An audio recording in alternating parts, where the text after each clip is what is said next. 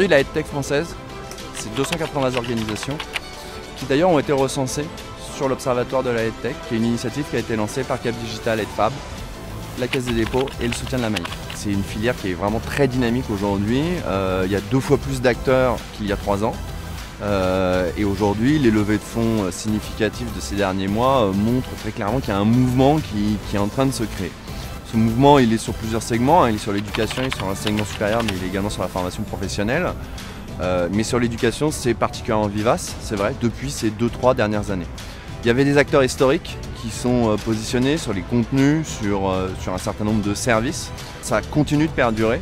Et aujourd'hui, on a toujours des structures qui sont fortement, qui ont un prisme en tout cas, très fort sur le renouvellement des modalités pédagogiques auprès des élèves et également auprès des enseignants. C'est évidemment l'accès au marché.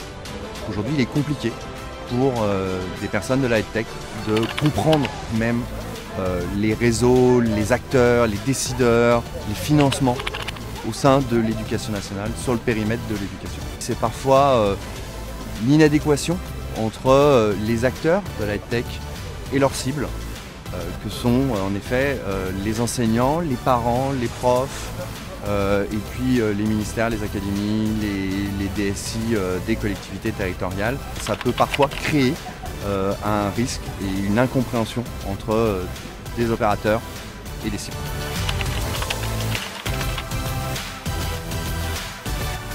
Il va s'agir d'offrir un cadre à cette filière EdTech pour qu'elle puisse s'exprimer au sein de l'éducation et pour qu'elle puisse être capable d'offrir des solutions de transformation. Le deuxième rôle, probablement, c'est d'être capable d'être finalement acteur d'une facilitation entre 2 écosystèmes qui pour l'instant se regardent encore un peu. Et enfin, le dernier enjeu, c'est probablement le fait de devoir dépasser l'expérimentation pour pouvoir aller justement vers de la généralisation, que ça soit d'ailleurs sur des territoires d'innovation qui seraient probablement plus structurants à l'échelle du propre territoire, au sein dans la vie concrète des établissements, mais également au niveau national et probablement également aussi au niveau international.